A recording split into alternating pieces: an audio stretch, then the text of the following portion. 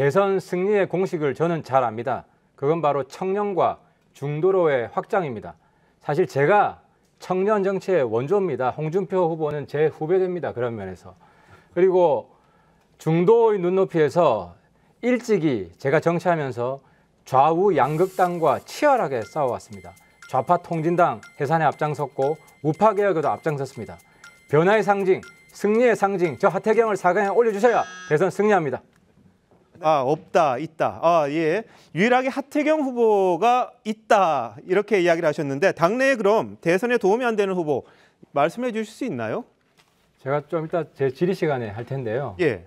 최근 행태를 보면 당 입장과 전혀 다르게 뭐 침묵을 한다든지 아니면은 당내 분란을 조장한다든지 그런 후보가 있습니다. 물론 뭐 그 후보의 모든 면이 그런 건 아니지만 그분의 발언, 그분의 행태 이런 부분들은 우리 당 내부에서도 견제를 해야 되고 쓴소리를 해야 될 것 같아서 4분 시작해 주십시오. 예, 오늘 우리 당 대표가 두 분의 후보께 경고장을 날렸는데요. 저도 당원으로서 이 두 분께 옐로우 카드를 좀 꺼내지 않을 수 없습니다. 한 분이 우리 홍준표 후보님이고 또 한 분이 윤석열 후보님입니다. 제가 그 이유를 설명을 드리겠습니다. 최근에 이제 가장 국정 현안이 뭐 소위 고발 사주, 제보 사주인데요. 제가 정보위라서 어제 국정원 앞에 가서 박지원 국정원장 요즘 심각하잖아요. 연일 정치 개입 발언을 노골적으로 하고 있습니다. 그게 국정원법 위반입니다. 국정원장은 정치 개입하면 안 되는데요. 근데 홍 후보님은 이 박지원 국정원장 정말 심각한 정치적 개입 발언에 대해서 한 말씀도 안 하시더라고요. 우리 당에서 다 이야기해요. 대표, 원내대표, 각 후보들 다 박지원 비판하는데 왜 홍 후보님만 한마디 비판도 안 하십니까? 팩트가 아직 드러나지 않았어요. 예? 그 고발 사주 사건의 팩트가 확인이 되면 공작이란 말을 할 수가 없습니다. 그건 범죄가 돼버립니다. 그래서 박지원 원장이 개입다는 걸 팩트가 드러날 때까지는 말을 자제하는 겁니다. 저 진짜 충격인데요. 이 완전히 민주당 대변인 하는 거랑 똑같잖아요. 아니 조성은이 자기가 실토를 했잖아요. 그럼 조성은이 그거를 그 순간에 말을 지어서 했겠습니까? 누가 보더 검사해봐서 수사해봐서 잘 아시잖아요. 저는 개인적인 이익 때문에 당의 가장 중차대한 문제를 지금 침묵하고 있다. 공보다는 사가 앞선다는 비판을 하지 않을 수가 없고요. 그리고 민주당에 대해서 촌철살인 비판을 얼마나 잘하셨어요. 그럼 나도 답변을 할까요? 한번 해주세요. 예. 뭐 민주당이랑 입장이 뭐가 다르세요? 이런 말 한 게 어제 오늘이 아닌데 지금 정치권에 들어가서 뭐 계속 저보고 그런 식으로 몰아붙인 게 어제 오늘 일이 아닌데. 제가 몰아붙여서 많이 좋아지셨잖아요. 요즘 인기도 오르시고. 정치 그래 하시면 안 돼요. 쓴소리 하는 사람이 쓴소리가 아니고 그 못된 소리야. 제가 막말한다고 비판을 많이 하니까 요즘 막말도 안 하시고 혈색도 좋아지고. 쓴소리가 아니고 그런 말은 못된 소리라고 그래요. 그거야말로 옛날식 꼰대식 발언이죠. 젊은이들이 패기 있게 지적을 하면 그걸 수용할 줄도 아는 대인배적인 포용적인 모습이 있어야죠. 어떻게 젊은이 시간이 많이 가서 주도권 토론하실 때 하시고요. 다음으로 윤 후보님. 지금 윤 후보님 제가 참 좋아하고 사실 우리 야권에 이길 수 있다는 신념을 불어익힌 데 대해서 높이 평가하는데 최근에 실망한 게 하나 있어요. 그걸 지적하고 싶다는 게 아니라 고발 사주 사건 났을 때 왜 증거도 없이 저러냐라고 버럭하셨어요. 저는 맞다고 생각했습니다. 그런데 이번에 다시 공수처에 고발장 넣었잖아요. 네. 고발장 넣으면서 박지원, 조성은 거기에 성명 불상자를 끼워 넣었는데 제가 보니까 아무런 증거도 없어요. 카드라 통신이에요. 본인 사건은 증거 없다고 버럭하시고 남 사건은 증거도 없이 고발장 내고 이거 전형적인 내로남불 아닙니까? 그래서 지금 당내 분란만 커졌잖아요. 그것 때문에.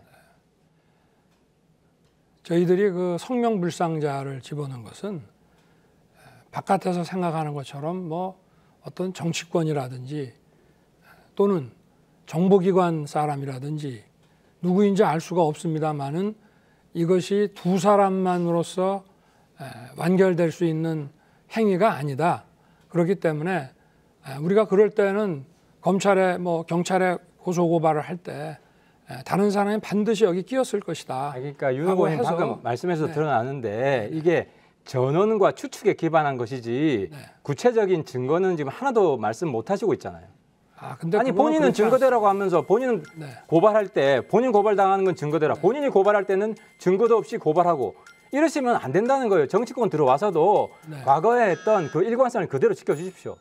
네, 시간이 다 됐습니다. 다음 기회에 또 입니다. 댓글 소개합니다. 오로지 남이 하는 말만 주구장창 물고 늘어지느냐. 그리고 너 자신을 알라. 대통령 아무나 하나. 이런 댓글이 올라왔네요. 예, 그래도 별로 뭐 충격적이지 않은 댓글이어서 다행입니다. 그 제 소신이 분명하고요.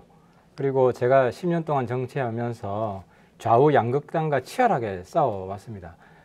특히 보수 내에서도 내로남불하면 안 된다. 제가 방금 두 후보한테 쓴소리를 한 것은 그래야 우리 당이 이길 수 있어요. 이중잣대, 이중기준으로 저당 비판하는 잣대가 우리 당에 적용되지 않는다면 국민들은 우리 당 믿지 않습니다.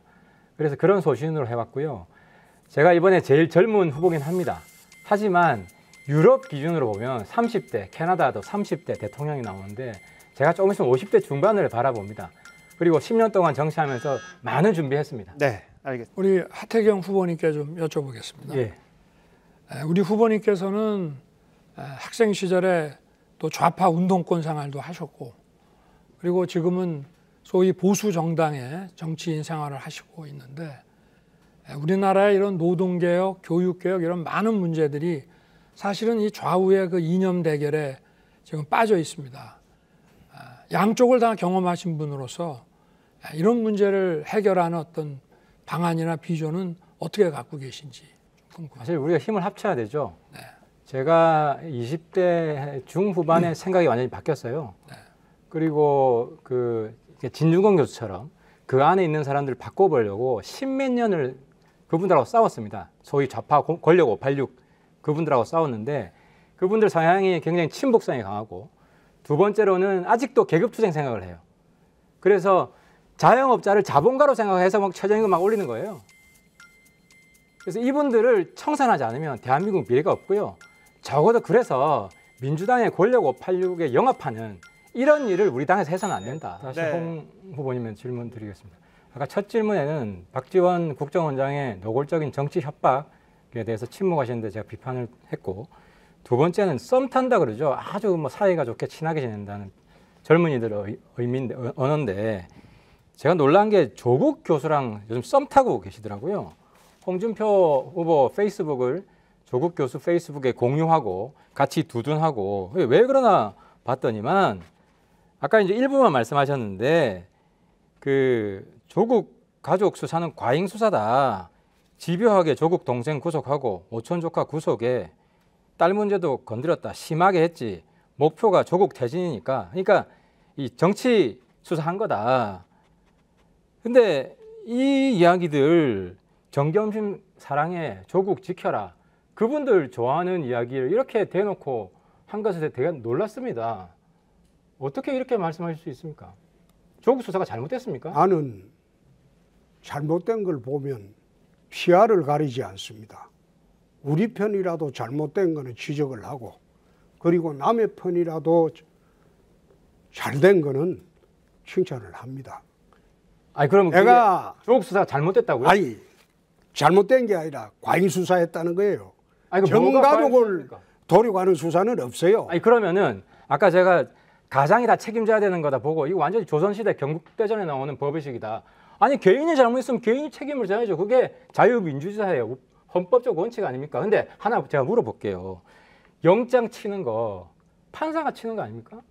아니 그러면은 증거인멸에 염려가 있고 도주에 우려가 있으면 판사가 영장을 쳐야지. 그럼 내버려 둡니까? 내가 아니, 조국의 편을 드는 게 홍준표 의원도 아니고 검사한 적 있죠. 그때는 아니. 도주 우려가 있는데도 그냥 내버려 뒀어요. 도망 다니게. 말을 할 기회를 줘야죠. 말씀해 보세요. 그래. 내가 이야기하는 것은 그러니까 과잉 수사가 뭡니까? 과잉 수사. 내가 영장 친 게 옛날에 과잉 수사라고 그랬잖아요. 가만히 있어 보세요. 내 아니 대답할게. 영장 친 게 과잉 수사. 가만히 있어 보세요. 판사가 영장 치는 거다. 검사가 영장을 청구하니까. 그러니까 도주 우려가 있으면 영장 청구해야지. 그러면 그거 봐줍니까? 그게 정치 검사지. 아니 내가 이야기한 걸 들어보고 하세요. 내가 슬러트 머신 수사할 때 정덕지, 정덕일 그 형제 구속하지 않았습니다. 둘 다. 한 사람만 했어요. 제가 이거 엄청난 보니까 사건도 정치적 고려로 구속 안 했더라고요. 영장 안 쳤더라고요. 정치적 고려. 본인이 정치 검사했다는 걸 고백해 놓고 왜 아니. 딴 사람을 정치 검사라고?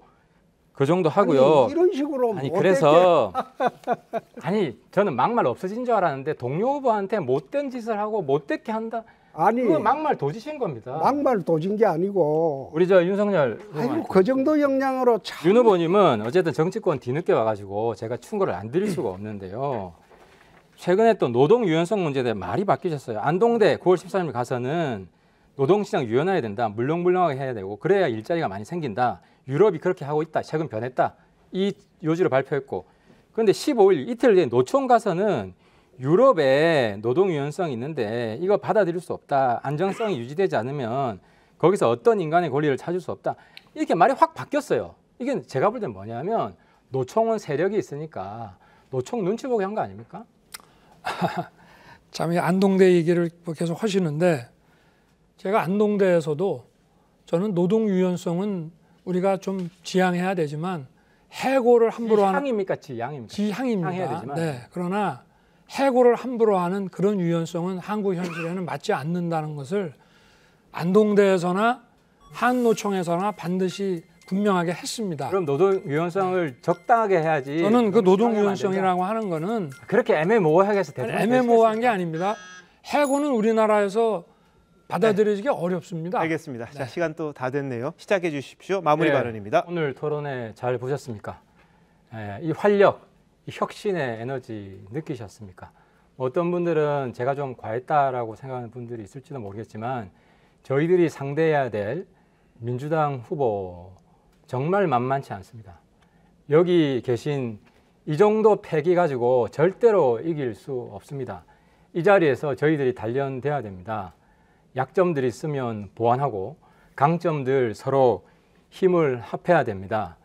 즉 확장성, 저 하태경이 가진 확장성 그리고 저 하태경이 가진 전투력 잘 지켜봐 주십시오. 제가 빠지면 이번 4강 흥행 안 됩니다. 성공 안 됩니다. 정권 교체 어렵습니다.